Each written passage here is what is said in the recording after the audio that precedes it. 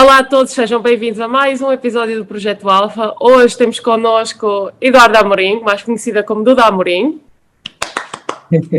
Eduarda Amorim é uma das melhores jogadoras, foi uma das melhores jogadoras de handball deste handball moderno. Com 36 anos, jogou 4 Jogos Olímpicos, venceu 5 Ligas dos Campeões, jogou por 9 anos no Győr, portanto é o melhor clube da atualidade e com um currículo cheio de experiências e cheio de prémios que nós hoje temos o prazer de receber aqui, e obrigada por teres aceito o convite. Muito obrigada, o prazer é meu, acho que é sempre bom conversar um pouquinho de handebol, né? Portanto, tu começaste a jogar handball com 11 anos no Colégio Barão de Rio Branco, de seguida saíste da tua cidade e foste jogar pelo Metodista e no São Caetano, já na primeira divisão do Brasil. Em seguida transferiste para o Cometel Skopje, em 2005. Em seguida foste para o Győr, depois foste para a Rússia, no Rostov. Saíste do Rostov porque creio que já vamos falar um pouco sobre isso. Foste então para o CM Bucareste e creio que não me falta nada da memória. E esqueci-me de mencionar, mas obviamente que Eduarda Amorim jogou pela seleção durante imensos anos e é considerada até hoje uma das melhores handballistas brasileiras. Portanto, bem-vinda. E então a nossa primeira pergunta para ti é: como é que tu eras quando eras pequenina? A tua personalidade, exatamente, em termos de personalidade. Bastante ativa. Eu acho que a minha mãe, ela era professora de educação física. A gente brincava muito na rua, muito de bola, todo ano ia para a praia, brincava muito na água, areia. Eu acho que isso, assim, nunca faltou na minha infância, graças a Deus. Nesse sentido, eu também era comportada, não fui uma filha que incomodou até hoje, não incomodo meus pais. Eu acredito que era assim, também muito disciplinada na escola também, sempre com notas boas, mas ao mesmo tempo no fundão, então conseguia prestar atenção em duas coisas, fazer a bagunça e também ir bem na escola. Mais ou menos é isso, assim, que eu lembro um pouco da infância, tinha meu irmão e minha irmã, né, a gente sempre meus pais sempre trabalhavam muito, depois também a minha mãe e meu pai tiveram uma rede de padarias, então teve um momento que eles estavam com 11 padarias. Então, sempre eles trabalhavam muito assim, mas ao mesmo tempo também sentia que eles eram bem presentes. Pois, porque também a tua irmã também foi uma grande jogadora de handball e sempre foi o exemplo. Foi ela a razão porque começaste no handball, porque também começaste tarde, com 11 anos. Experimentaste outros desportos ou como é que foi esse caminho para o handball? Na verdade, tarde não, né? 11 anos é mais ou menos onde começa a atividade física. Lógico, eu fiz ginástica rítmica antes também. Na minha escola era obrigatório fazer uma atividade extracurricular, esportiva, você podia... Aí eu tentei ginástica rítmica, até competi ao mesmo momento, o handebol e ginástica rítmica, era engraçado, que eu ia maquiada depois pro jogo, né? E tentei um pouquinho de vôlei, mas não deu certo, então foi na escola mesmo, assim, que com os primeiros passos no handebol, sim, minha irmã já jogava, ela jogava pela seleção júnior. E também o técnico que estava lá, o Fausto, que foi meu primeiro técnico, ele também já tinha ido, ele foi para Atenas, né? Então, eles que foram, assim, as inspirações iniciais. Então, como é que foram esses primeiros passos no handball lá no Brasil? Acredito que, primeiro, de uma maneira muito recreativa, né? Mas, assim, os técnicos já começaram a ver que eu tinha bastante talento, então, ali com 13, 14 anos, não só na escola, eu já jogava pela cidade, nas categorias de base, então, desde uma época muito pequena, eu já competia em cadete. Eu acho que em 2002 já fui convidada para a seleção cadete também, então, assim, já comecei meio que uns passos legais já dentro do profissionalismo. E como eu gostei bastante também, eu tinha esse sonho, né, de jogar na Europa, acho que minha irmã também na época tinha, né, a gente tinha esse sonho de se tornar profissional. Acho que ali por 14 anos eu já tinha bastante certeza que eu queria ir para fora, era isso que eu queria para minha vida. É engraçado porque se não existisse esse background, esse apoio e a ideia da tua irmã também no estrangeiro, se calhar não tinhas tanto contacto, porque no Brasil isso não era algo tão normal, sair para a Europa jogar, ou era nessa altura? Já tinha algumas atletas que começavam, o handebol era bastante comum nas escolas, né? Agora não mais tanto, mas era bastante na escola, assim, então a gente já tinha alguns exemplos de algumas europeias, algumas meninas que iam para a Europeia, onde a seleção do Brasil estava começando a aparecer ali em 2005, se eu não me engano, o primeiro mundial que a seleção brasileira pegou o 7º lugar, então aquelas atletas mais velhas já eram um pouquinho de inspiração, como eram para minha irmã, e depois se tornaram para mim. Então, eu acho que era um sonho até que já, talvez começando a ficar comum, porque no Brasil o handebol é amador, né?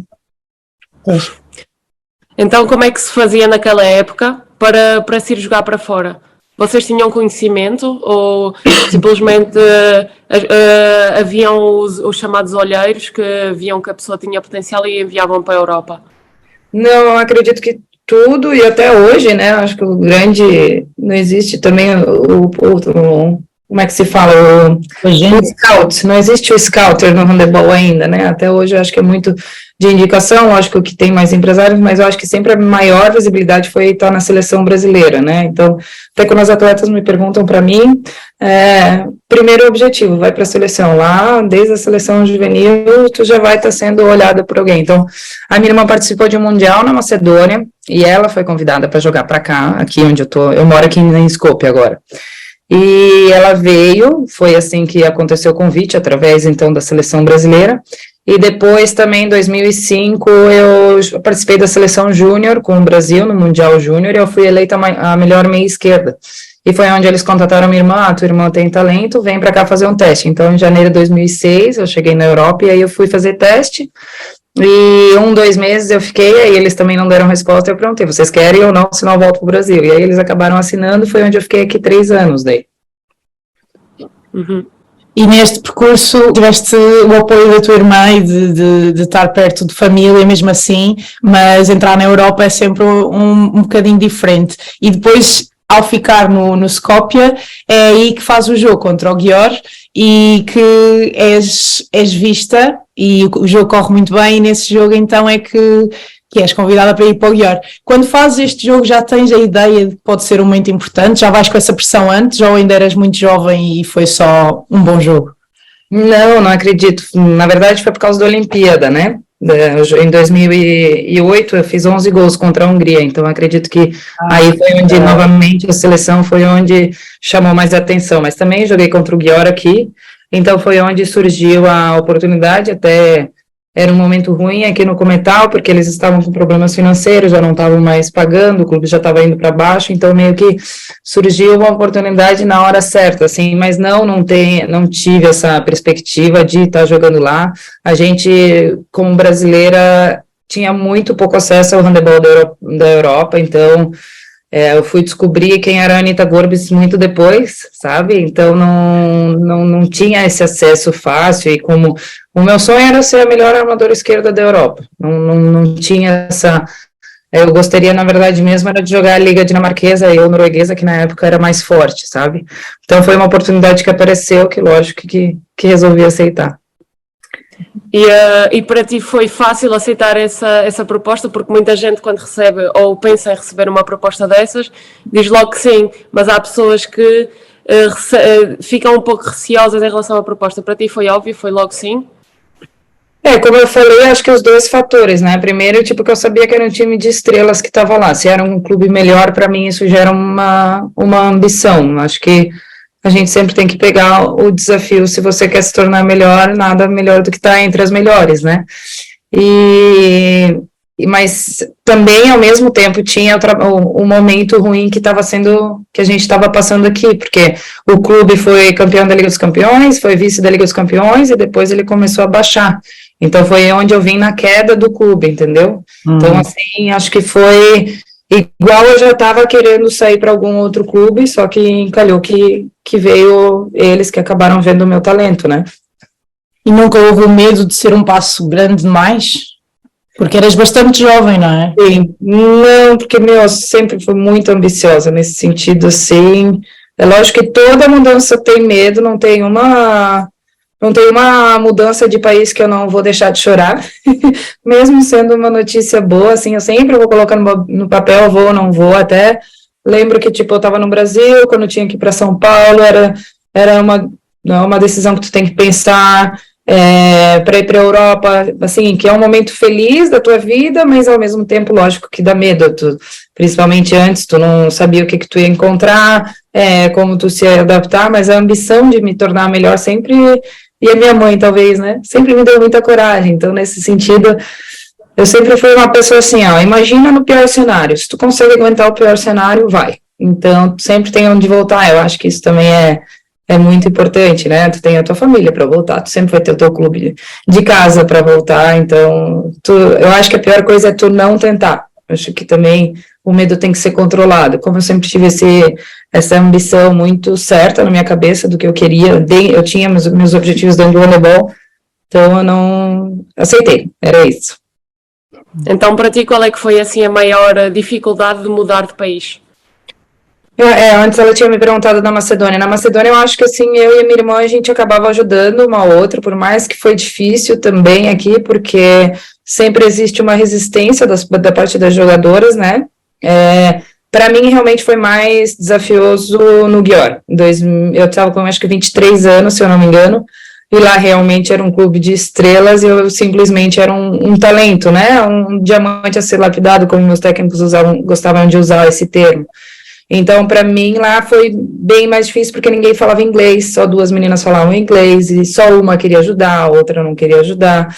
É um país que não é muito fã de estrangeiras, assim, hoje eu não posso falar nada, eu sou super respeitada lá, mas é lógico que no início tem essa resistência, principalmente que o Brasil não era tradicional, o que uma brasileira está fazendo aqui.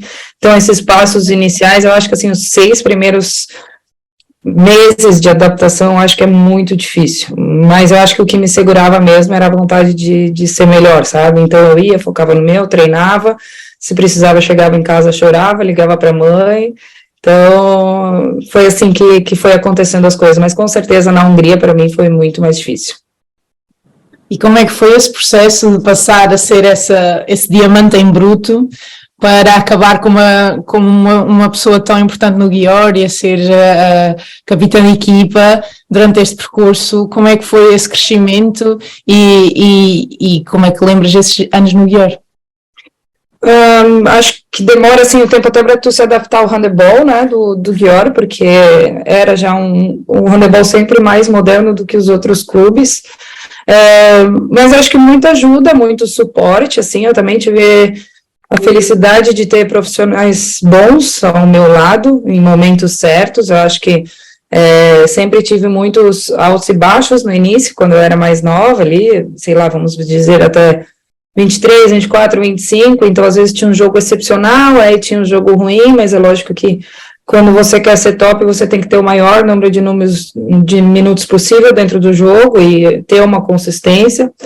Então, acho que esse processo de tornar melhor veio junto com a seleção também, que eu acho que em 2006 foi a primeira vez que eu estava na seleção adulta, 2009 foi quando entrou o Morten, e com o Morten entrou uma equipe profissional muito, muito boa, assim, que eu sigo eles, eu tenho eles até hoje. Melhor preparador físico, tem a melhor nutricionista, melhor fisioterapeuta, assim, não melhor, mas assim, para mim os melhores, porque eles não só trabalhavam na seleção, a gente sabe que a seleção brasileira tem sempre recurso muito limitado, mas eles te acompanhavam durante a carreira, porque eles queriam que a gente estivesse em momentos muito, muito bons na seleção também, e que a gente continuasse esse trabalho dentro do clube. Então, primeiro a questão de tu aceitar, eu acho que tem pessoas que escutam um profissional, um nutricionista falando e a atleta não aceita ou ela não tenta fazer, então nesse sentido, se era uma coisa que eu conseguia entender que ia me fazer melhor, eu fazia, então acho que isso foi um dos grandes também, características, né, eu acho que isso é uma qualidade da atleta, porque tem muita atleta dura na cabeça, eu era, mas assim, ao mesmo momento eu também aceitava essa ajuda, porque sempre sentava com o técnico, o que eu preciso melhor, o que eu melhorar, o que eu preciso, o que eu posso fazer. Então, foi um processo. Então, ao mesmo tempo que esses profissionais entraram na seleção, foi onde também eu consegui evoluir. A questão também da parte mental, foi onde eu consegui também começar a trabalhar com coaching, nos meus objetivos. Eu quero em tal jogo fazer isso, o que eu preciso fazer? Vamos trabalhar no treino. Então, eu já ia para o treino com certos objetivos, Porque a partir do momento que tu treina bem e torna aquilo lá um flow, algo automático, o jogo também vai acontecer. Então, por um grande período, lógico que atleta não existe a parte de motivação para cima e para baixo, não consegue ficar o tempo inteiro, mas graças a Deus eu consegui ficar bastante tempo no topo, assim. Eu acho que é um negócio assim, não descansa nunca, a cabeça nunca para, ganha uma coisa, já o próximo dia já tem que estar pensando no próximo objetivo, então, assim, é o lado bom da carreira do profissional, mas é o lado ruim também, porque tu nunca aproveita, tu não sente nem a tristeza, nem a felicidade, mas, voltando à pergunta, né, eu falo muito, mas foi isso, acho que foi um conjunto, né, com profissionais, trabalhando com profissionais bons ao meu lado.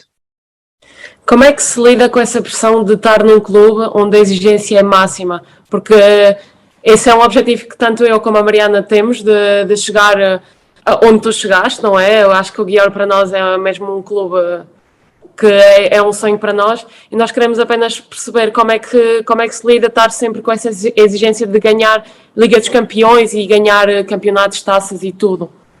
Sim. Eu acho que para mim o primeiro passo sempre foi lidar com a minha pressão pessoal, que eu era muito mais exigente do que às vezes o clube. É lógico que depois com o tempo tu vai se tornando uma referência. Eu era co-capitã com a Gorbitz, o peso vem muito, né? Depois é lógico que a culpada do jogo sempre vai ser você e a Gorbitz ou alguma peça principal. Então, isso tudo eu acho que depende muito do momento. Se você está confiante, você nem percebe que existe essa pressão, porque você está bem preparado, porque você fez tudo para estar bem ali nesse momento. E se você não está tão bem assim, eu acho que daí você precisa de um pouquinho de ajuda para pelo menos regular, porque eu acho que a gente nunca chega numa Final Four, nem sempre a gente consegue chegar no melhor momento. Então, qual a tática para jogar quando você ainda pode ajudar a equipe de várias maneiras? Então, eu procurava ter essa ajuda do coaching esportivo, sabe? Na maioria, eu acho que, 2009 eu cheguei no Győr, eu acho que 2011, por aí eu comecei algo, e aí depois disso eu tive acompanhamentos, troquei, acho que uns 3 profissionais, quando eu achava que precisava fazia, quando eu achava que estava bem, deixava um pouco de lado, fazia só em alguns momentos mais específicos de final, mas é uma coisa assim que também eu acostumei em Győr, né, porque eu acho que eu fui no momento onde Győr era ainda família, onde tinha ainda valores, onde eu sinto até hoje que Győr é o meu clube, entendeu? Então, quando tu se importa também, tu dá muito mais do que tu precisa dar. Eu acho que um conjunto de fatores, novamente.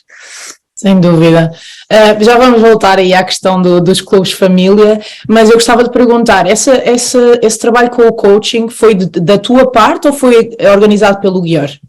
Não, foi da minha parte. O Győr nunca teve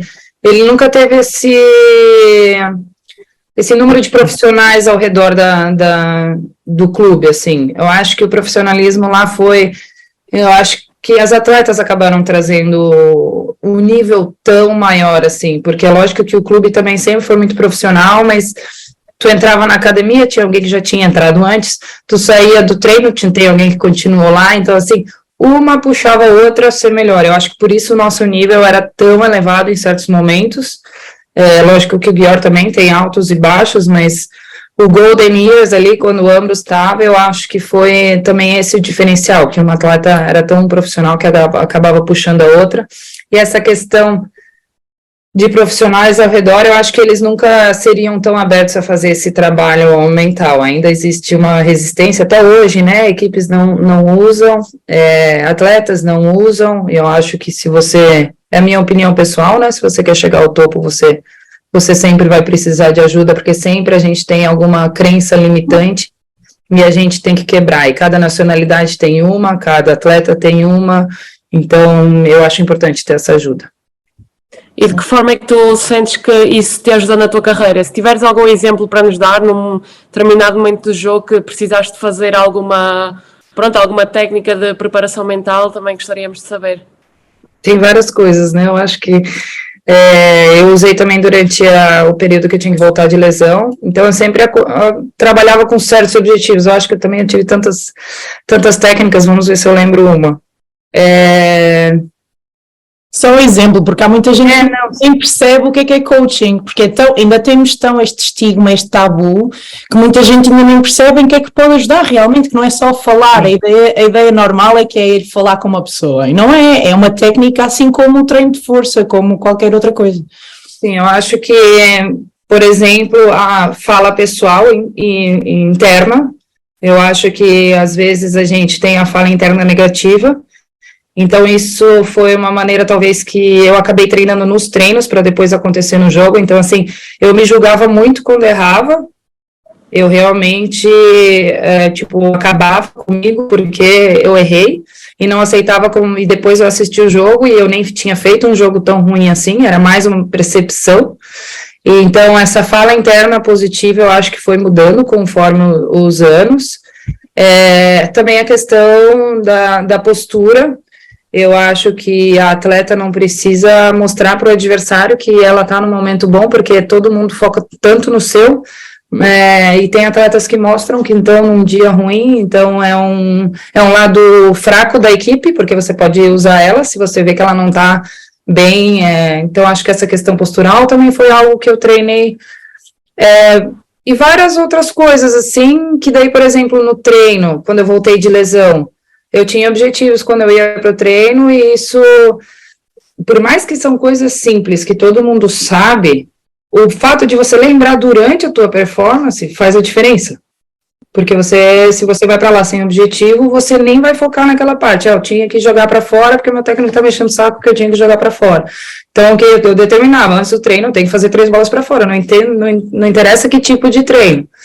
Então, algumas coisas assim, a questão da lesão também, aí eu trabalhei com um áudio de questão de confiar no meu corpo de novo, porque tem várias técnicas, né, eu acho que cada um tem um momento, cada um tem um medo, cada um tem uma necessidade, e um coaching esportivo, ele pode trazer várias maneiras de te ajudar. Então, por exemplo, isso da lesão, depois da minha lesão de joelho, a questão do áudio, de tu fazer... É tipo uma meditação mais guiada, talvez. Então, essa questão de confiar no corpo, pelo menos eu lembro que na época me ajudou muito. Uhum. E acho que isso é uma coisa muito importante, porque em conversa entre nós as duas, e ela já referiu aqui que ela acabou de vir de ruptura do cruzado agora esta época. E ela Jéssica falou também, desta questão de... com 18 anos, 17, já tivemos as duas. Pronto, eu também tive, também. mas já foi há 7 anos, mas ela acabou de voltar e nós precisamente falámos sobre isso e ela falou desta questão de não conseguir estar ligada entre mente e corpo. Achas que, possivelmente, essa questão de fazer a meditação que tu falaste, provavelmente podia ter-te ajudado a ti e tu também... Sim, e Duda, tu por acaso também sentiste esta diferenciação entre mente e corpo quando voltaste a jogar? Eu acho que o medo, né? O medo de lesionar de novo na mesma ação, isso eu tinha. Então, assim, Mas como, graças a Deus, também eu tive uma fisioterapia muito boa, ela fez eu fazer 10.000 vezes o mesmo movimento da minha lesão. E isso, ao mesmo tempo, também me ajudou a confiar no meu corpo de novo. E, assim, a gente não tem controles de um empurrão, a gente não tem controle, mas a gente tem controle no meu corpo. Então, assim, como eu tive uma profissional muito boa, por que eu lesionei? Eu perguntei para ela, por que eu lesionei? Eduardo, a tua posterior estava muito fraca. Eu nunca mais deixei de trabalhar extra minha posterior. Então, era algo que eu estava fazendo para me dar seguridade, para me dar confiança. Essa da meditação, ela me ajudou, porque eu acho que, assim, você treina a tua cabeça a pensar coisas boas. E desviar o pensamento. Veio o medo, o que eu tenho que pensar na época? Você tem que trazer o conhecimento. Eduardo, é normal sentir medo, mas você está fazendo tudo para voltar bem. Então, assim, aquela conversa interna novamente, né? Não deixar o medo dominar, não deixar... E a questão da repetição também. Tem que ir para fora, tem que ir para fora. Se era o movimento da lesão, vai de novo. Então, acho que são passos assim, mas cada um acho que lida de uma maneira diferente, né? Então, não sei também. É muito por isso que é bom pegar uma ajuda profissional, pessoal, né? Porque Sim, como não funciona para outro e por aí vai.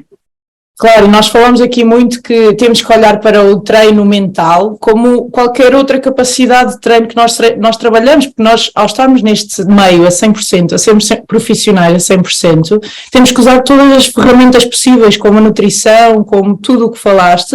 O trabalho mental tem que ser um passo também e tem que ser olhado como uma coisa mais natural, e muitas vezes o que os clubes se fazem é o trabalho em equipa, aquele team building, e muitas vezes as atletas já vão com o pé atrás, mas é muito importante ver pessoas como tu e grandes atletas a falar disto e a mostrar que há várias maneiras de gerir os momentos e de melhorar. Eu gostava de saber, agora falaste da tua lesão, qual é que foi assim o momento mais difícil de todos que tu tiveste até hoje? Houve alguma vez um momento em que tu pensaste, se calhar handball não é para mim, se calhar esta vida não é para mim? Eu acho que enquanto eu estava no processo de me tornar assim, a melhor do mundo, que era o meu objetivo, não o melhor do mundo, eu queria ser uma das melhores armadoras esquerdas da Europa, muitas vezes eu duvidei de mim, lógico, porque tu chega e tu faz um jogo bom, aí depois tu não faz, aí depois tu joga um pouco mais, aí depois tu joga. Então, assim, muitas vezes eu até me vitimizava, assim, eu não vou conseguir, eu tô sonhando demais, isso não é real. Então, assim, essa questão de eu duvidava de mim, acho que quando veio, assim, uma situação de duvidar de handebol, acho que só veio uma vez, porque também eu gostava muito de handebol, então não era uma coisa, assim, tão fácil de desistir. Foi em Londres, quando a gente perdeu para as quartas, eu acho que a gente estava vindo de, assim, jogava, perdia perto de ganhar, jogava, perdia perto de ganhar, foi o processo com aquela seleção, né, antes de ganhar o Mundial de 2013. E aí, então, em Londres, quando a gente perdeu as quartas, foi uma coisa, assim, que me deixou muito triste, porque tu trabalha que nem uma louca, e eu sempre fui de trabalhar muito, e o resultado não vem em nenhum momento, não vinha nem no clube. Então 2013 foi um ano assim que acabou vindo tanto no clube, tanto na seleção, acabou vindo tudo de uma vez, assim, e veio, né, tem atletas que nunca tiveram uma chance de ganhar um campeonato, nunca tiveram, então assim, é um privilégio também ter isso durante a carreira. Então nesse momento foi muito difícil, assim, será que eu continuo com isso mesmo, trabalhando que nem uma louca para não vir resultado? Mas, enfim, aí conversei com a minha família, com a minha mãe, né, lógico, eu sempre a que coloca coragem e continuei trabalhando. Aí, lógico que tem outros momentos difíceis também, a lesão foi, mas eu acho que eu também consegui entender a lesão, acho que a primeira parte tem lesão que eu não consegui aceitar, porque eu estava num momento bom e era por acidente, quebrar um dedo, alguém pisava dentro do meu tornozelo, então são coisas que tu não tem controle, tanto de se proteger, e realmente eu odiava esse tipo de situação, porque eu não aceitava, mas essa do joelho, realmente eu estava muito cansada, eu jogava 60 minutos na seleção, jogava 60 minutos no Győr, e não tinha descanso, e era pan-americano no meio do ano, era sul-americano quando tinha nossas férias, então eu ficava muitos anos sem ter férias, então eu acabei entendendo. E foi uma experiência, assim, muito mais positiva para mim do que negativa, porque no início, primeiro tu percebe que tu tem que ser uma pessoa além da atleta, tu sempre se identifica como atleta, né?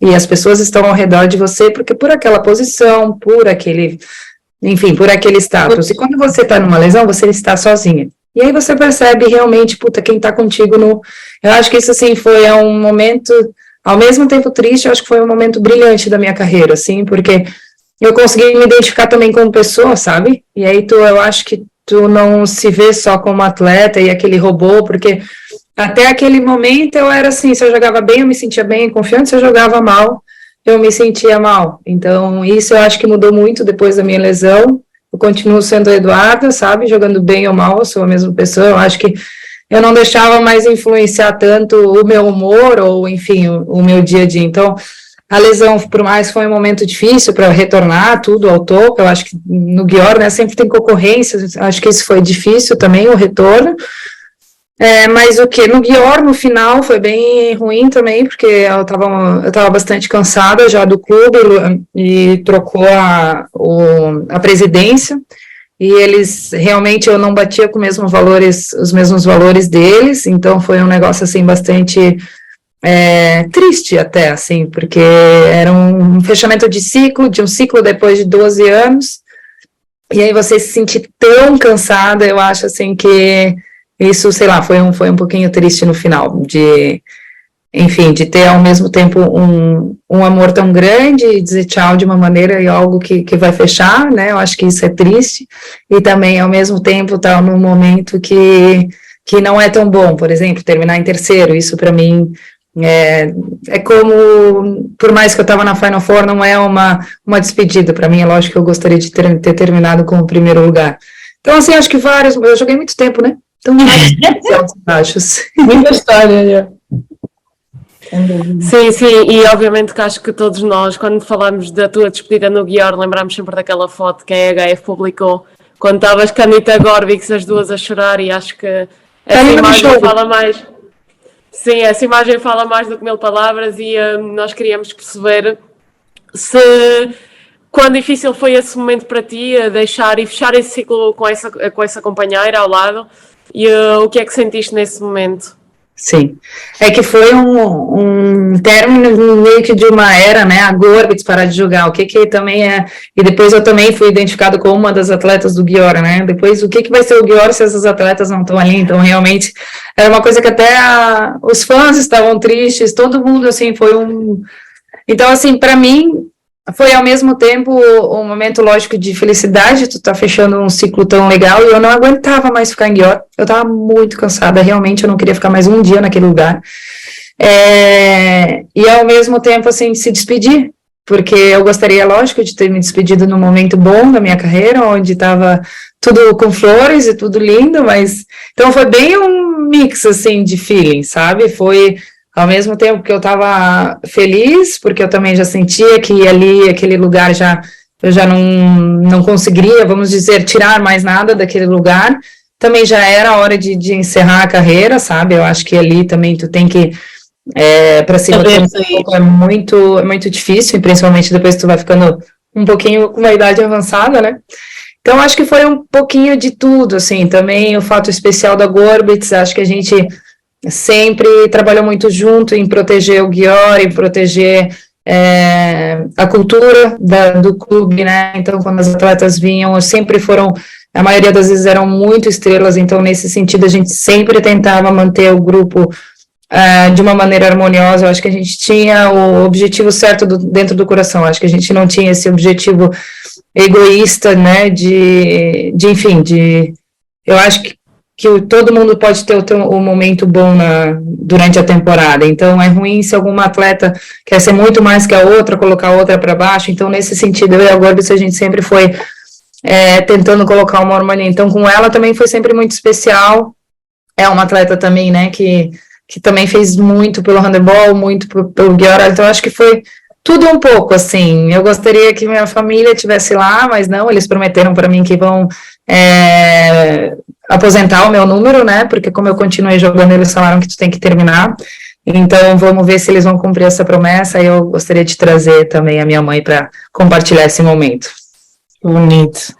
E é para mim difícil também ouvir essa parte de que o clube foi evoluindo e foi perdendo a parte dos valores e da família, porque nós já falámos disso aqui algumas vezes, que é quando um clube tem sucesso a vir de baixo, entre aspas, os valores mantêm-se, e quando se chega ao sucesso, as vitórias têm um sabor diferente, mas quando se mantém nesse profissionalismo e o dinheiro começa a falar mais alto e os valores começam a mudar, começa a ser difícil manter esse coração, como estavas a falar, de jogar por um clube e sentir o clube teu.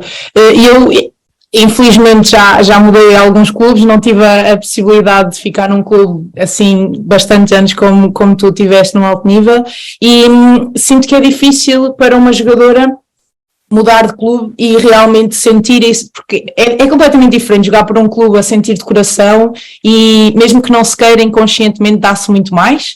E como é que conseguiste continuar a ter as tuas performances no Győr, mesmo quando os valores já não batiam com os teus valores? Como é que se faz isso? Como é que se vai dia após dia? E na prática, como é que é essa realidade? Eu acho que é uma experiência exaustiva, na verdade. Porque tu tá dentro de um negócio que tu não super acredita, né, no que tá sendo trabalhado. Eu acho que é muito exaustivo, mas eu sempre tentei, afinal, focar no meu, e algumas vezes, lógico, que tu é influenciada pelo ambiente, outras não, porque são várias pequenas atitudes que eu, como estava há muito tempo, conseguia perceber, enquanto outras atletas que tinham acabado de chegar não conseguiam perceber, então acho que a influência era um pouco diferente. E a questão de tentar aceitar, né? Para mim era difícil aceitar, eu acho que sim. Eu acho que é super natural, o esporte vai pro lado business e tem que ir se a gente quer se tornar um dos melhores esportes do mundo, mas eu acho que essa cultura dentro do clube não precisa se perder. Não é que não pode ter um equilíbrio dentro do clube, sabe? Eu acho que não precisa ir totalmente para um lado business, como eu falei, ou um lado frio. Eu acho que ainda tem como você ter esse lado humanizado, principalmente com os profissionais que vocês escolhem para jogar com as atletas, ou no discurso, ou o atleta que ele está ali, ele está fazendo por amor, a maioria deles. Quem faz por dinheiro vai se perceber, é o tempo que pode trocar, e não significa que aquele que está fazendo por dinheiro não pode ter uma performance boa, então é tudo uma questão de liderar de uma maneira mais humana, mais próxima, as pessoas que estão ali, porque afinal o resultado depende daquelas atletas, né? Então foi um pouquinho, até por isso que eu falei que no final foi bem exaustivo, porque tu acaba se decepcionando, né? Lógico, porque como tu sente que o clube é teu, tu acha que tá indo num caminho meio errado, pode estar errada, pode estar certa, mas talvez não é o que tu acredita. Então eu tentei tentar focar no meu e fazer o que eu podia fazer dentro das condições e do pouco apoio que estava sendo dado para mim no final. Então esta tua mudança para a Rússia surge com essa ideia de tentar jogar num clube onde te sentisses já bem integrado, onde os valores fossem mais ou menos semelhantes aos teus? Não necessariamente foi por esses motivos, assim. Eu sempre tive curiosidade de jogar por outro clube, para ver como funciona, como eu gostaria de trabalhar com handebol no futuro. Eu acho que para mim isso era uma experiência muito... Mas por vários motivos sempre foi difícil sair. Meu principal objetivo era me sentir bem, me despedir bem com o handebol, porque no Győr eu estava muito triste, não estava num bom momento, então eu queria ter essa chance de ter um novo objetivo, de ter um novo impulso, e eu consegui, apesar de ser um ano bem louco, um ano mais louco da minha vida, eu consegui me despedir do handebol de uma maneira feliz. Tipo, o meu último gol foi de aérea, na reunião final com as meninas do Bucareste, tipo, eu agradeci porque eu terminei o meu último jogo, então, assim, uma coisa muito boba, mas que eu terminei amando o handebol, e era isso que eu queria. Então, assim, por mais que eu tive um momento da guerra, e foi um mês bem punk, assim, bem de pesado, eu consegui ter um ano muito leve. Como tu falou antes, acho que quando tu tá em outro clube que tu não percebe, acho que tu consegue muito mais se libertar dos problemas do clube, né? Então, acho que é tudo... E também o Rostov, ele é um pouco mais local, ele não é tão internacional, por mais que né, eles jogam Liga dos Campeões, eles já são um pouco mais locais, eles têm esse... eu acho que eles estão num processo ainda eles vão chegar onde, né, o lugar mais que é mais business. Então, foi mais por esse objetivo, assim, de experimentar outro clube, também porque no Győr eu não recebi nenhuma proposta de trabalhar depois da minha carreira, que eu imaginei que eu ia receber e acabei não recebendo. E, então, assim, em Győr também não tinha mais nada. Eu pensei, por que não também ir para lá e me despedir de uma maneira mais feliz, né, do handebol. E sim, esse ano então... Desculpa. Sim, finalmente acabou por correr bem e pronto, como falaste, ficamos... Para mim, pessoalmente, fico feliz por saber que ficaste, se calhar, em paz com esse fim de carreira. Sim. Foi meio conturbado, mas deu certo. mas sim, esse ano, como é que foi essa... Porque eu não consigo imaginar, e fala-se muitas vezes que alguns países têm mais instabilidades, por exemplo, fala-se do campeonato romeno, que tem instabilidades financeiras, que uma atleta nunca, se calhar, pode confiar a 100%, mas quando tu vais para a Rússia, para o Rostov, tu vais pensar que é um clube super profissional, em que não terás problemas, e de repente acontece uma guerra, e... Como é que se lida com isso? O que é que foi o que aconteceu? Gostávamos muito de perceber como é que foi esse processo. De novo, eu sempre penso nos piores cenários, né? O que pode acontecer. Mas não pensaste na guerra. Quem é que podia imaginar a guerra? Então, assim, eu também, por mais que foi um momento difícil, eu vou explicar para vocês por que foi tão difícil, eu não tenho controle, né? Que vai estourar uma guerra. Então, assim, também não tem... como eu estava lá dentro também é uma impressão diferente da guerra do que as outras pessoas, né, tipo, ali dentro do tipo da Rússia, tudo estava funcionando de uma maneira normal. Para mim o que foi difícil foi, porque para mim eu não gostaria de terminar a minha carreira simplesmente assim, né, por causa da guerra e terminar sem uma despedida. Então eu estava procurando um time para jogar a Liga dos Campeões. E todas as federações estavam com a janela de transferência fechada. E a FIFA do futebol foi um dos primeiros que abriram exceção para essa janela de transferência. Eles davam a sugestão, é lógico. E praticamente só a Eslovênia e a Romênia que abriram a janela de transferência. Então, eu passei um mês fazendo mais de 30 ligações, implorando para jogar a Liga dos Campeões. Essa foi uma das piores sensações do mundo, porque eu sempre fui uma pessoa que ajudou que estava dentro da Liga dos Campeões, né, que eu acho que se a IHF tem 80 mil brasileiros seguindo, eu acho que grande parte teve influência. Então, assim, ao mesmo tempo que eu ajudei aquele campeonato a crescer, foi um campeonato que fechou as portas para mim, no momento que eu precisava terminar a Liga dos Campeões. Então, para mim, isso, assim, foi dias e dias de choro, e que eu não queria terminar sem ter minha chance de ir para a Final Four. Eu queria terminar minha carreira na Final Four. Então, assim, se não aconteceu, tudo ir para a Final Four, pelo menos eu tive a chance, porque no final a Romênia acabou abrindo, assim. Então, foi um momento difícil, porque no Rostov também eles contavam comigo, como eu voltei, eles achavam que eu ia terminar a Liga Russa lá. Mas, assim, enfim, também eu consegui sair, né? Lógico que o Rostov também super entendeu esse meu desejo de terminar jogando a Liga dos Campeões.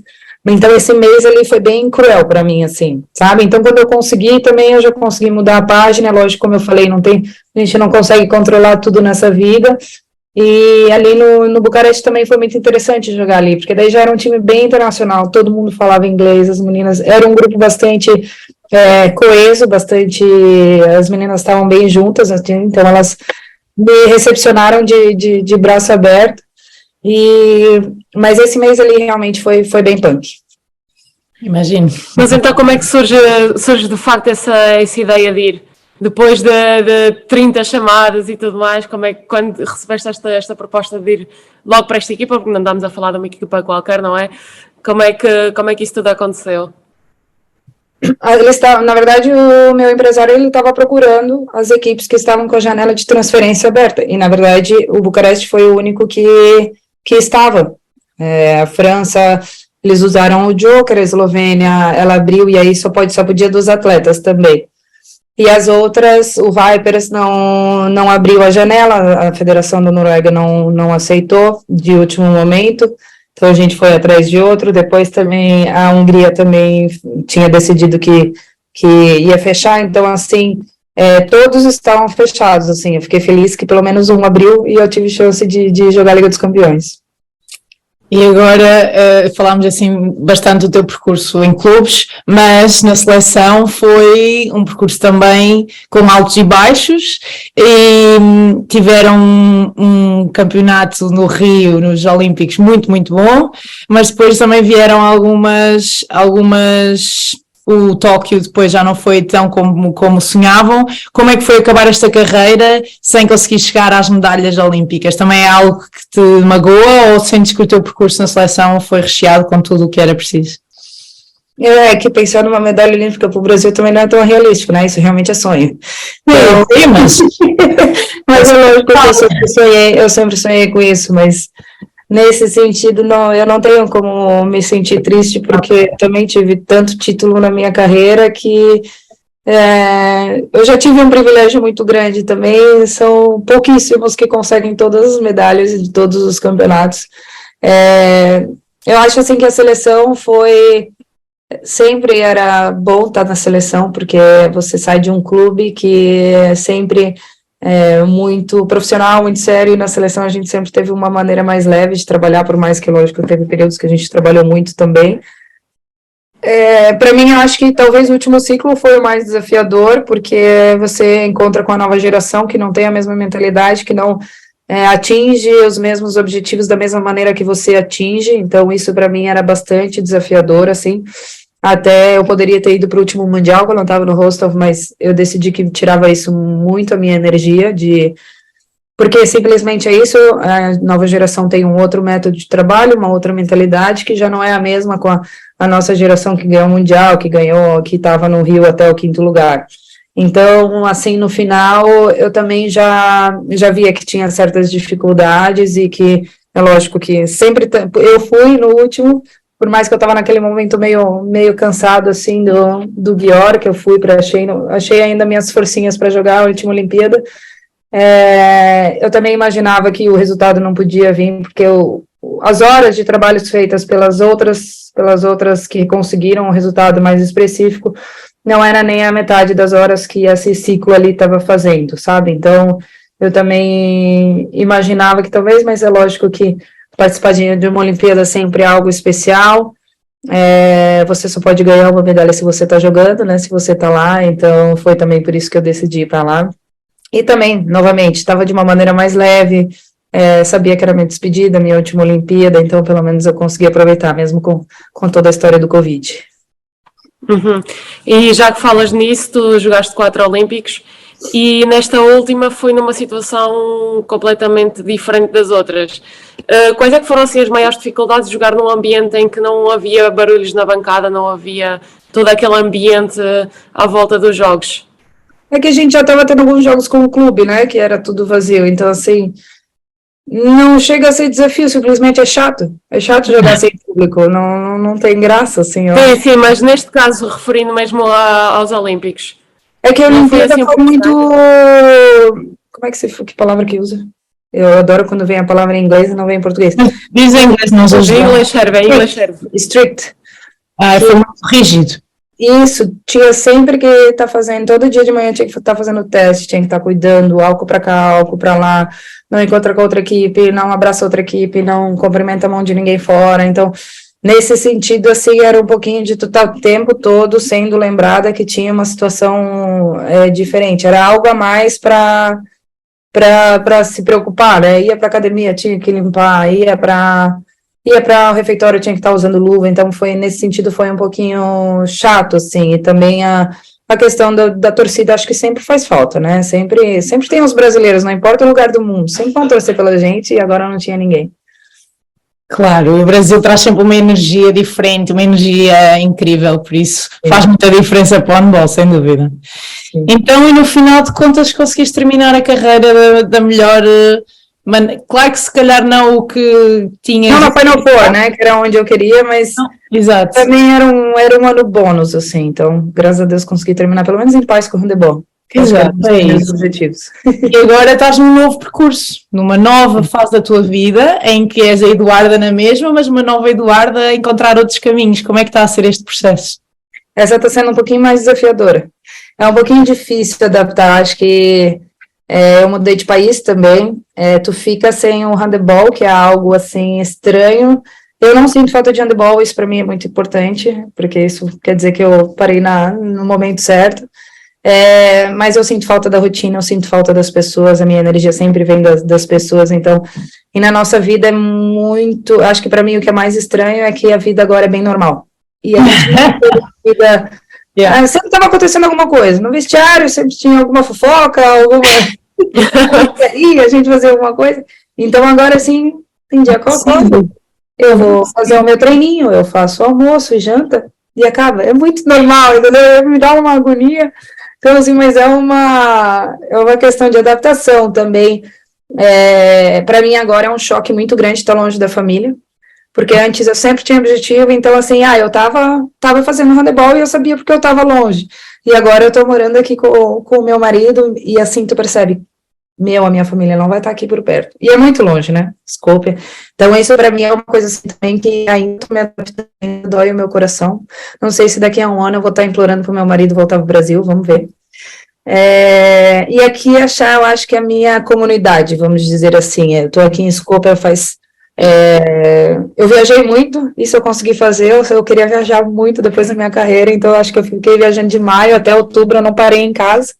Então eu comecei a a viver aqui em Skopje a partir de outubro. Então estou me adaptando, eu acho que assim, eu tenho algumas pessoas aqui, um casal de brasileiros bem querido que eu conhecia desde a época que eu jogava aqui no Cometal, a Anja Althaus, que é jogadora de handebol, jogou no Győr comigo, também está aqui. Uma amiga, assim, tipo, da parte do meu marido, mas eu ainda não tenho a minha super comunidade, assim, sabe? As pessoas que... Enfim, eu acho que é aquele círculo de suporte, né? Acho que isso Da ainda família. não consegui. Estou fazendo CrossFit, isso é uma coisa que eu estou gostando, porque eu comecei a fazer academia, achei muito chato, e porque estava sozinha o tempo todo, e eu achei o meu grupo de CrossFit, agora estou indo com uma amiga em comum, e pelo menos isso me traz um pouquinho de sensação de estar num grupo, de conversar com alguém logo cedo. E aí eu comecei como empresária de jogadoras, eu recebi o convite de uma agência da Áustria, e foi onde eu acho que também isso é muito bom, porque acaba ocupando a tua cabeça, eu acho que isso é muito... ter um objetivo já diferente, né, por mais que eu estou começando, que é tudo muito novo para mim, que eu também... É um outro emprego que eu tenho que começar do zero e aprender tudo de novo. E aí, no futuro, também já fiz alguns trabalhos como comentarista, e aos poucos também vou procurar outras coisas, mas também tudo de uma maneira mais calma. Agora, tem esse privilégio, pode ir devagarzinho, no ritmo, não precisa ficar forçando. Então, é isso, esse é o momento que eu estou agora. Vamos ver daqui a um ano como é que vai estar. Agora falaste um bocadinho desta tua rotina como pessoa normal, que já não é atleta profissional, mas nós queríamos saber também como é que era a tua rotina antes, em termos de, por exemplo, num dia de treino e num dia de jogo. Se conseguires fazer assim de uma forma breve, nós gostaríamos muito de saber. Sim, vamos lá. Então, provavelmente, às vezes a gente tinha 2 treinos, às vezes não. Então, por exemplo, a gente treinava, se eu acordava às 8, treino, tinha que chegar no clube às 9h30, das 10 às 11h30 tinha treino, voltava para casa, almoçava, dormia. Aí, à tarde, se precisava fazer alguma coisa, tive algum momento que eu também estudei, algum momento que eu simplesmente assistia vídeo ou não fazia nada, ia para o treino e voltava para casa para descansar, assim, era uma vida bem regrada. Eu não era de sair para balada, não era de... Gostava, lógico, de jantar, sair com as meninas, tomar café com meu marido, passear com o meu cachorro e com o Dea, né, meu marido, ir para o cinema, mas, no geral, era uma vida, assim, bastante regrada. No dia do jogo, eu gostava de fazer um alongamento de manhã, se a gente não tinha ativação, isso depende sempre do técnico, né, tem técnico que leva para o ginásio e faz ativação. Aí eu comia sempre meu espaguete, aí eu dormia de novo, ia para o jogo. Eu gostava também durante a semana, eu assistia bastante jogo, eu estudava bastante sempre o adversário, e no geral, assim, era uma vida bem regrada, assim, de uma maneira bem, sempre, no caso, sacrifiquei bastante do meu tempo para estar bem no outro dia, para estar bem descansada. Aí sempre também incluía alguns treinos extras, se era uma parte da temporada que eu estava menos cansada, eu acordava de manhã, ia fazer o extra, e aí fazia 2 períodos. Se era uma época que eu estava muito mais cansada, eu fazia intervalado logo depois do treino, lógico, sempre com acompanhamento de preparador físico. Mais ou menos essa era a minha vida. E viagem, né? Faz mala, desfaz mala, lava roupa, volta e por aí vai. Muito cansativo. E falando agora dos sacrifícios, sentes que sacrificaste muita coisa como pessoa no teu percurso de pessoa normal? Isso acho que todos os atletas sentem, mas sentes que como mulher houve diferença ao fazer o teu percurso e pensares no teu percurso da maneira que possivelmente queiras ser mãe, de teres uma relação com o teu marido? Sentes que isso, o facto de seres mulher também teve peso na maneira como geriste a tua carreira de handball? Sim, o fato de ser atleta e mulher, né? Acho que atleta também, acho que para mim, assim, a questão família, muitas vezes o marido é deixado em segundo lugar, porque tu tá tão focada para um evento de uma Final Four, e às vezes tu tá em casa, mas a tua cabeça não tá ali. Eu acho que isso é um pouco ruim, até, lógico, que com o tempo tu vai achando sempre um equilíbrio, mas até, sei lá, 27, 28, eu era extremamente focada, assim, lógico que depois da lesão eu fui descobrindo um pouquinho essa questão do equilíbrio, né, de colocar as duas coisas na mesma escala de importância. A questão de mãe, eu não gostaria de, no caso, ter, né, um filho e voltar a treinar, porque eu acho que no alto nível é impossível, não impossível, tem heroínas que fazem, mas eu não conseguiria não descansar à noite e ir para o Györ o próximo dia, onde você quer ser a melhor, onde você tem que dar o seu corpo, onde você tem que dar um pouquinho de, né, 120%, tem que deixar o teu sangue ali. Então, isso não era uma sensação que eu gostaria, por isso que eu também esperei até o final, mas, ao mesmo tempo, eu fui me checando com o tempo, porque é lógico que depois dos 30, o handebol é importante, mas tu sabe que tem outras coisas importantes na vida, também fui prestando atenção na dupla carreira, para estudar, para ter outros aspectos, né, mas essa questão de mãe também fui checando, meu corpo estava tudo bem, porque também se não tivesse teria parado antes, né, então eu preferi esperar até o final para trabalhar no projeto família. Eu acho que essa é um pouco a diferença.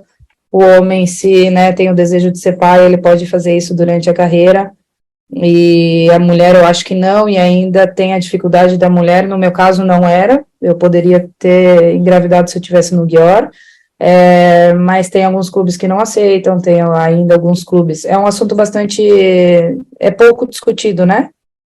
Então, assim, tem clubes que não aceitam, tem clubes que a pessoa faz, ela tem um filho, depois de um ano ela é mandada embora, se a atleta quer se tornar mãe, é sincera com o clube não renova o contrato, então é um assunto, assim, pouco discutido. A FIFA conseguiu colocar algumas diretrizes, mas são poucas, sabe, então ainda precisa...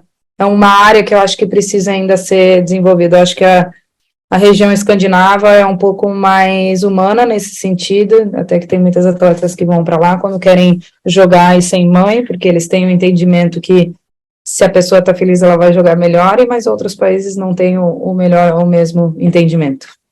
E usam até, e pensam no desporto como um trabalho igual aos outros, em que têm que dar as condições ao empregado, da mesma maneira que teriam que dar noutro trabalho qualquer, apoio de licença de maternidade e tudo mais, e outros países que não o conseguem, não o veem como um trabalho. Porque o esporte realmente é diferente, né? Não é uma licença tão pequena, porque a pessoa até voltar em forma é muito... E assim... Tu tem os dois lados, e o clube também que conta com essa atleta, imagina, já aconteceu de gastar milhões em uma atleta e depois, e não tem problema, lógico, todo mundo tem o direito, né, de se tornar mãe, mas dentro do esporte eu acho também que é um assunto bem delicado, que precisa também, e tem outras maneiras de maternidade, né, tem a adoção que não é falada, tem a in vitro que não é falada, sabe, então tem muitas coisas que ao redor disso para ser discutidos e talvez estabelecidos, mas passos pequenos, a partir do momento que a FIFA faz, os outros esportes se guiam por aquilo, né? Então, passos pequenos que estamos evoluindo. Sem dúvida. Sim, já se notam assim grandes evoluções em relação a alguns destes temas. Obviamente que há coisas que podiam ser melhores, mas vamos com calma. Pronto, nós já estamos assim numa fase a terminar esta pequena conversa, mas nós queríamos também saber se pudesse elegir um set ideal, qual seria? Isso daquelas aí com quem tu... pode me tirar fora. Eu já joguei com tanto atleta, que se eu falar uma, a outra vai ficar brava comigo. Então, ó, tô fora dessa... Não vou sujar as mãos. Não, desse aí eu vou ser aquela politicamente correta. Melhor. Não, mas uma das maiores inspirações no início da minha carreira era a Bojana Popovic como armadora esquerda. Lund, eu acho assim que grande exemplo de profissionalismo. A Grinsbo é uma mãe que voltou ao topo e que deu show para todo mundo. Posso citar algumas, assim, não necessariamente um best set. A Heidi também, uma pessoa assim, insaciável, né, sempre... Ela nem aceita ela nem aceita que tá indo para outro lugar, ela continua como uma máquina. Vamos ver, lógico, a Gorbitz nos melhores anos delas, como central também. Para mim, a Nikke acho que foi uma das atletas que mais encaixou o meu jogo, assim, talvez os melhores períodos da minha vida foi enquanto ela estava ela estava por lá, depois também, lógico, a Stine. Joguei muito pouco com a Nora Amor, que tem a Bulatovic também, enfim. Como eu falei, acho que eu joguei com tanto atleta que, se eu não lembrar o nome aqui, vai ficar ruim. E melhor amizade que o handball te trouxe? Melhor amizade, acho que dentro da seleção, a Babi, acho que é uma pessoa que vai ficar, a Bárbara Aranhati, né, vai ficar para a vida. E dentro do clube, não sei, eu tenho bem bom contato com bastante gente, talvez o ano que eu mais me aproximei, assim, foi com a Iana, que está no Vipers agora, ponta direita, e a Kisheva, que era goleira, acho que a gente fazia um trio, a gente criou um trio muito forte, pelo menos a gente continua se falando até agora. E aí eu acho que vai por temporada, né? Cada temporada tu se aproxima de alguém e por motivos de distância, de destino, algumas ficam na tua vida, outras não, mas graças a Deus sempre tive um bom relacionamento com bastante gente. Que bom. E entre a defesa e o ataque, o que é que tu preferes? Eu sempre gostei de ser completa. Eu sempre gostei de estar ajudando nos dois lados, né? Também retorno, enfim, em contra-ataque, melhores decisões. A defesa, para mim, sempre tive mais facilidade, eu conseguia ler, saber o que a jogadora ia fazer, mesmo antes dela saber o que ela ia fazer. E no ataque, eu acho que dependia muito das parceiras, eu precisava muito da química das minhas parceiras, para estar, assim, numa fase boa. Então, acho que eu gostava sempre dos dois, nada como ajudar a equipe da maneira que precisa. E eras a jogadora que a equipa ganhava e tu jogavas menos bem, conseguias estar feliz a 100% ou sempre havia aquele... Sim, nunca. Uma vez eu fiquei lá... Putz, eu nem sei se eu conto essa história. Agora já está. Fiquei uma vez no quarto com uma menina que tinha ido a primeira vez na Liga dos Campeões e a gente não ganhou aquele ano. E ela estava feliz que ela tinha feito 2 gols, ela estava assim... radiante, e eu aos prantos no quarto, eu não sabia se eu matava ela ou se o que eu fazia. Então, assim, eu acho que essa é bem a diferença de características de atleta, né? E também, lógico, não tem nada errado ser a primeira Liga dos Campeões dela, ela tá feliz, mas era uma coisa assim totalmente em contraste. Não, eu sempre fui, eu muitas vezes ainda priorizei muito mais a equipe do que eu mesma. Isso aconteceu em vários momentos da minha carreira. Nós agora queríamos saber, para acabar, se tens alguma história engraçada, bizarra, estranha, que querias partilhar connosco. Pode ser uma na seleção e uma na tua carreira nos clubes. Que incluem álcool, né? São impróprias. as festas. Essas são realmente as melhores, não dá para... e também não dá nem para falar dos outros. Nessas situações de festa, o que dá para... Assim, que tenhas esquecido de alguma coisa... eu já esqueci mala, mas foi muito no final da minha carreira, assim, que eu estava mais ocupada com estudos e eu estava naquele momento cansado. Eu cheguei só com a mala de mão, aí eu acho que eu preciso da minha mala. Aí eu liguei pro meu marido xingando, cadê a minha... onde é que tu tá a tua cabeça? Desculpa, atrás a gente tá saindo. Passaporte, talvez... Eu era muito pequena, estava indo para a seleção, acho que na República Tcheca, mas eu era júnior. E eu não tinha 18 anos ainda, e aí a gente precisa da autorização feita pela Polícia Federal do pai e da mãe, que pode ser do país. Só que a supervisão da seleção, por algum motivo, não conferiu, e eu só tinha da minha mãe. Então, quando eu cheguei no controle de passaporte, cadê a autorização do teu pai? Já não pode deixar sair. Aí o técnico já ficou puto, eu só sei que eu liguei pro meu pai saiu correndo, porque era no outro lado da cidade, quase fez acidente de carro e chegou lá, mandou por fax e eu consegui viajar. E eu cheguei dentro do avião, aí o técnico falou para mim, ô Ana, que é minha irmã, ô Ana, tu vai levar a bola os campeonatos inteiros. Aí eu nem corrigi, fiquei quietinha, mesmo a culpa nem era minha, mas eles que tinham que ter conferido. Pô, eu tinha 17 anos. Claro. Mas aquela cena foi engraçada. Mas com tantos anos de experiências, de certeza que tens assim umas loucuras. Olha, por exemplo, nós na seleção tivemos uma bomba na Turquia, houve uma bomba em Ankara e tivemos presas no aeroporto. Nunca tiveste assim umas histórias loucas de perder voo sempre teve, né? Acho que... Com tantos voos é impossível. Olha, nós até que a minha memória é muito ruim, né? Vocês estão vendo uma pessoa que tem uma memória bem Sim, específicas. mas olha, por exemplo, eu posso partilhar aqui uma história que aconteceu, Opa. mas nós íamos ficar hospedadas num hotel com a seleção e era em Lisboa e tinha vários hotéis com aquele nome. E nós chegámos a um, sim, tirámos as malas todas do autocarro, chegámos lá, toda a gente com o BI na mão, o cartão de cidadão, chegámos e nós, ok, afinal não é este hotel, pegámos nas malas, metemos no autocarro e fomos outra vez para o mesmo hotel. Isto foi uma daquelas situações em que nós estávamos todas cansadas e só queríamos chegar ao hotel e quando chegámos não era aquele. Sim, é isso. E pronto. Eu posso contar talvez uma história de bêbada, mas de outra pessoa, que a gente foi fazer festa depois do último dia, e isso era com a seleção, a gente já tinha acabado nossas atividades, e eu sei que a festa, tipo, prolongou e a menina perdeu o voo. E aí ela virou para a supervisora e falou em inglês, sorry, I lost my flight. Tipo, a gente estava na seleção, passado também. Pronto, são muitas histórias, um percurso muito grande e gostámos muito desta conversa e agora queria terminar com porquê o handball, porque é que continuas neste mundo depois de tantos altos e tantos baixos, porque é que continuas mesmo depois da carreira terminar envolvido no handball? Eu acho que sempre foi uma paixão muito forte na minha vida, né? Acho que handebol também é parte de quem eu sou, de quem eu me tornei hoje, do que eu conquistei. Então, para mim, assim, eu estar dentro do handebol e querer trabalhar com handebol, é lógico que eu preciso de algum momento ter oportunidade de algum clube ou de organização para continuar ali, mas talvez é um pouquinho de voltar, né? O que o esporte deu para mim, eu acho que todo atleta sente isso, que a gente ganhou tanta coisa boa, tantos amigos, tantas experiências maravilhosas, ruins também, né, que nos modelaram como pessoa. Então, por isso, minha vontade de ficar no handebol para talvez voltar um pouquinho, inspirar mais atletas para sentir algumas emoções que eu senti também durante a minha carreira. Muito obrigada. Obrigada. Ficamos muito inspiradas. Eu que agradeço, obrigada pela entrevista, foi bem leve, bem divertida.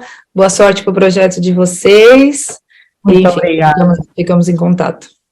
Muito obrigada. Muito obrigada. E espero que muita gente possa tirar informação desta conversa contigo e esperemos alcançar um bocadinho do que tu conseguiste alcançar nesta carreira incrível. Boa sorte. Parabéns e muito obrigada. Muito obrigada. Tchau. Obrigada, até a próxima. Tchau.